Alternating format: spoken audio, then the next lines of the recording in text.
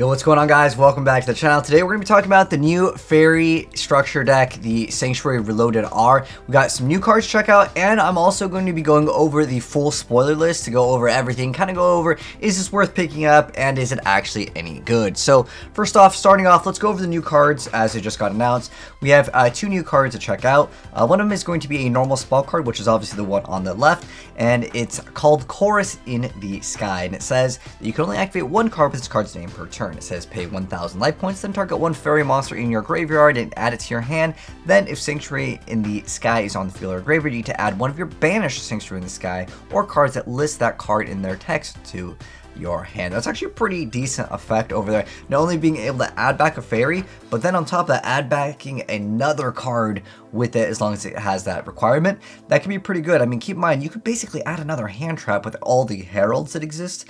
Could be pretty interesting. Next up, though, we have Lost Sanctuary, which is the continuous trap card. Obviously, it's the only picture of the trap card over there, the only last card. It says you can only activate one card with this card's name per turn. You can only use the third effect of this card's name once per turn. The first part of the effect is when this card resolves, you can set one Sanctuary in the Sky or one spell/trap that lists that card in its text directly from your deck to your field. This card's name becomes Sanctuary in the Sky while face up on the field or in the graveyard. You can banish one fairy monster from your graveyard, then target one effect monster your opponent controls and negate its effects until the end of this turn. So being Sanctuary in the Sky is pretty decent, and the fact that it lets you immediately set one and it still counts itself as Sanctuary in the Sky can be a pretty big little help for the deck, as a lot of things kind of require it for most of the fairy things, and it usually became like a problem when it required it. And even when agents were popular, no one really played Sanctuary in the Sky, but now it's actually quite viable. There's so many better support cards that really facilitate the use out of it. So now that we know everything that's in here because the full spoiler list came out, I want to go over the highlights of kind of what's to be expected. Now, with the announcement of just these two extra cards, like this card still definitely can be used. Generally, you don't really banish, I would say, too much early on. It could be more for like a rebuttal play, because you can banish a spell something like Hyperion and stuff like that. But a lot of times that's going to be maybe like a win harder situation, or you'd have to wait till the second turn to really make use out of this. But there are definitely combos if you wanted to mix in with some chaos or other plays that can let you go for maybe extenders. But for the most part, I would say it's definitely a usable card, but I don't know if it would take it from where it's standing right now to like the best deck in the game, 100%, like no question. It's still a decent card though. But looking at what else is here, going over the highlights and some of the newer cards, we have the Master Flare Hyperion, which has a quick effect, lets you banish a fairy monster and then target a card on the field and banish it. This is actually a really good card for the archetype. It is a level 10 synchro. This is kind of like their newer boss monster for the archetype. In addition to that, we're getting at Neptune. This card is really big. This is actually one of the biggest cards for the archetype. Its effect is really good to be able to spell summon an agent monster from your hand or graveyard, and then it can't be used as a tributed monster until the end of your opponent's turn, which is basically just used for the half of your life points as one of the agent's effects. But specifically, this effect is really important for being able to summon that extra agent monster. It's actually the start of a lot of the combos. You also have a new link monster called Guard of the Moon, Agent's Moon, which does let you have the ability to send a Sanctuary in the Sky or one card that lists it. So it lets you foolish one, and then you get to add it back now with the new combo. So there could be some extra play with that.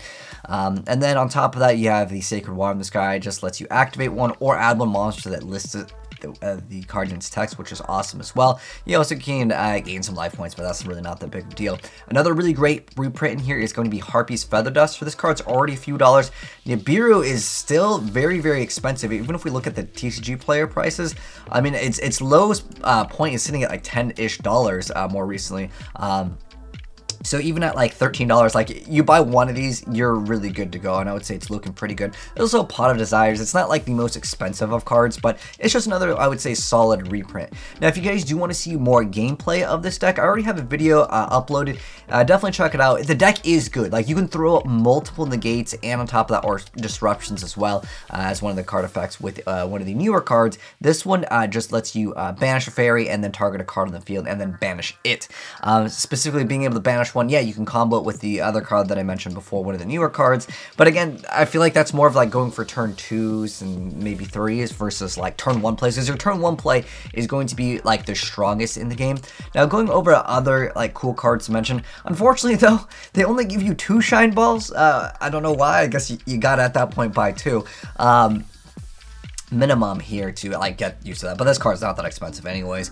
Archer Christie does come in here. That's another like great card, but again, if you go to like the price point of this card, it is not exactly the most expensive of cards, unless you want like the higher rarity variants of it. Artifact Lancia is still another very awesome card. Barrier Statue can be okay at times as well. There's also Herald of Orange Light, but again, these are cards that I would consider relatively minor in terms of like, are they worth anything? But even if you look at the lowest points, this card, it's a couple bucks. It's just one of those like older cards, but there really isn't anything else here to mention that I think is worth a lot of money. Getting our Regeki is kind of nice as well. If you look at the price of Regeki, it's usually like $1 at this point now, but it's just, again, another great reprint at the end of the day for people that maybe haven't played Yu-Gi-Oh in a long time to pick this up. If you're wondering like what are my personal thoughts on it, you also get Ring of Destruction, but like with the newest change that like Compulse, like a lot of these cards are just outclassed and haven't really seen very much play. Even though Ring of Destruction was like a very classic Yu-Gi-Oh card,